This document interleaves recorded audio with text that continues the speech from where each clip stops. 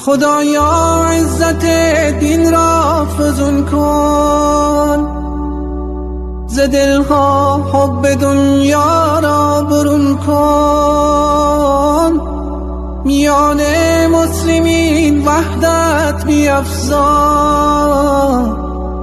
صفا و سطوت و غیرت بیفزا. جهان را پر ز نور دین بگردان، پر از بوی خوش آیین بگردان.